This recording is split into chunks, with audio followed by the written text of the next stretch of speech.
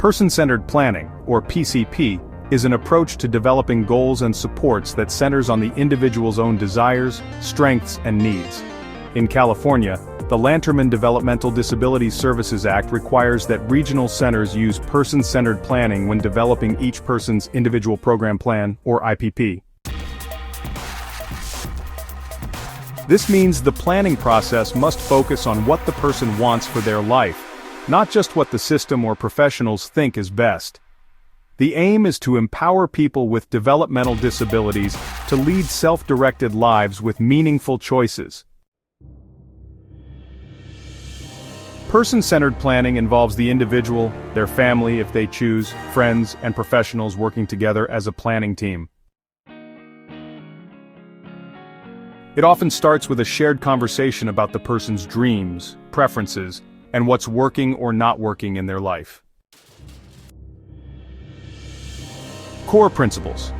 A key concept in person-centered thinking is finding a balance between what is important to someone and what is important for someone. This originates from the learning community for person-centered practices. Important to the person includes the things in life that matter most to them, their interests, hopes, relationships, likes and dislikes, cultural or spiritual practices, and everyday preferences. These are the elements that make them happy, fulfilled, and satisfied. For example, something important to an individual might be spending time with their pet, listening to a favorite music artist, having privacy when they want it, or eating their preferred foods. Essentially, important to captures the person's wants, desires, and what makes them who they are. Important for the person includes what is needed to keep them healthy, safe, and thriving, including necessary supports. This can cover medical needs, for example, taking medications, therapies, safety requirements, supervision near traffic if someone has poor road awareness skills to function in society, like learning to communicate needs and anything required for overall well-being. For instance, it may be important for someone to maintain a balanced diet for health, or to follow a consistent bedtime routine, or to have a job coach to succeed at work. These often relate to health and safety, or broader life goals, sometimes things the person might not value immediately but are necessary for quality of life. A person-centered approach strives to align these two. We don't focus on health and safety at the expense of the person's happiness, nor do we pursue preferences in ways that endanger health or safety. We seek a balance between important to and important for.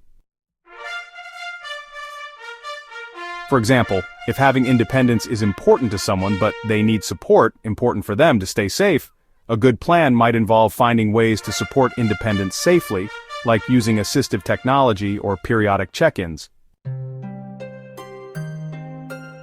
Direct support staff often play a big role in achieving that balance day to day. Person-centered planning in practice. The Individual Program Plan, IPP, or Individual Service Plan, ISP, in some agencies, is the documented outcome of the person-centered planning process. It's essentially an agreement or plan that lists the person's goals and objectives, and the services and supports needed to reach those goals. The IPP in the regional center system is developed in a meeting or series of meetings with the person, client, their service coordinator, and others the person wants involved. It must reflect the person's own aspirations, for example, where they want to live, work, learn, and spend their time. According to the Lanterman Act, the IPP is guided by the individual's needs and preferences, and it's a cornerstone of ensuring choice and self-determination in services. A well-crafted, person-centered plan will typically include sections such as an introduction, describing the person in a positive way, what people like and admire about them, and what's important to them in life, the person's vision for the future, short-term and long-term goals in their own words, strengths and preferences, support needs, and desired outcomes. It will list specific goals, outcomes that are important to the person, reflecting their needs and wishes, objectives or steps that are measurable and time-limited towards those goals, and the services and supports that will be provided, by whom, how often to help achieve those objectives. For example, if a goal is, I want to spend more time with my friend who lives in another town, an objective might be, visit or hang out with my friend at least twice a month. And a listed support could be agency staff will provide transportation and scheduling assistance to facilitate visits with friend. In that example, the goal clearly came from something important to the person, friendship and social time, and the plan outlines what is important for them to make it happen. Staff support for transportation. As a direct support worker, you might be the one implementing that support, like driving the person to their friend's house or helping them arrange a meetup. Direct support workers' role in PCP. You, as a support staff, are often in the best position to gather insight about what is important to a person. Building a relationship with the individual through spending time, talking, actively listening and observing can reveal their likes, dislikes, and aspirations. Use person-centered thinking skills in daily practice. For instance, always consider the person's perspective. How does John like to spend his morning? What would make this activity meaningful for him? When you learn something new about the person's preferences or a new goal emerges, share that with the planning team or your supervisor so it can inform their plan. Person-centered thinking also means seeing the person's capacities. Focus on what they can do, with or without support, and how to build on those strengths. Important documents and terms. Here's a brief glossary of key terms and documents you'll encounter. IPP, Individual Program Plan. The official plan developed by the Regional Center Planning Team. It outlines the person's goals, outcomes, and funded services. It is updated at least annually. The IPP is based on person-centered planning and guided by the individual's choices as required by California law. ISP, Individual Service Plan, often used by specific service providers like residential or day program agencies to break down the IPP goals into concrete strategies that agency's staff will implement. It's basically the provider's game plan for how they will support the person's IPP goals on a daily basis.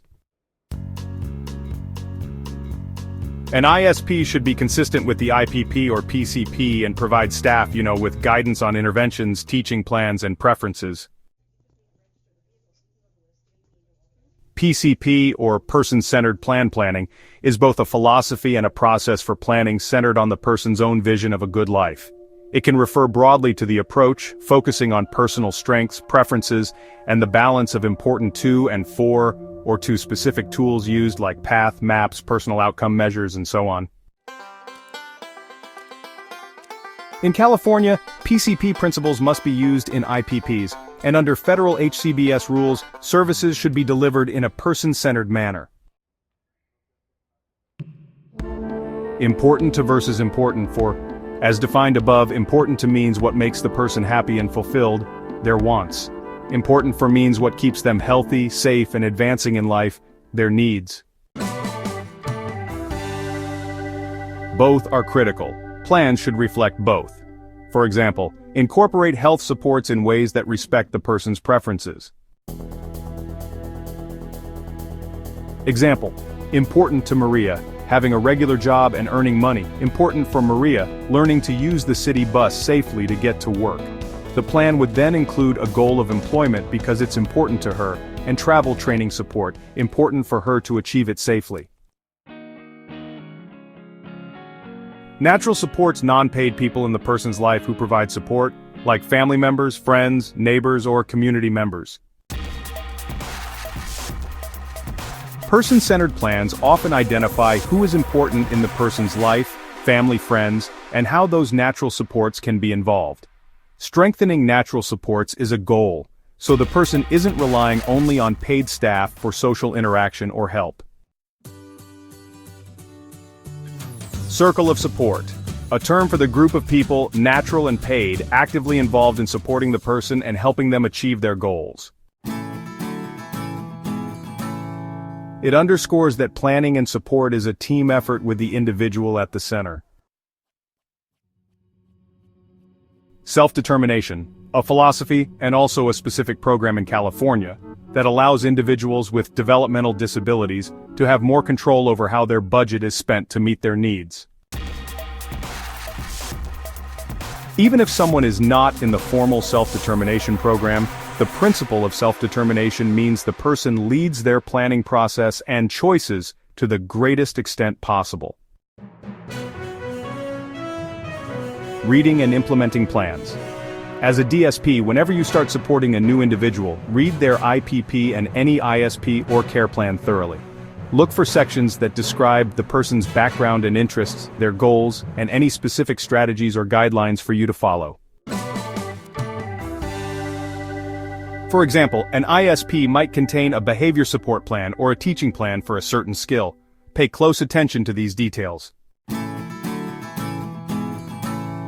If something is unclear, ask your supervisor or the planning team for clarification. Consistency is key. All team members should implement the plan in a similar way to be effective.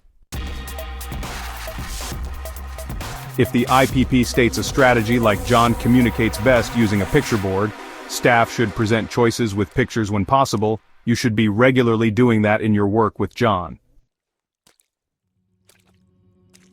Think of the IPP-ISP as a living document, not something that sits in a drawer. Refer to it in team meetings, update progress notes relative to the person's goals, and give feedback if you observe that a strategy is or isn't working well.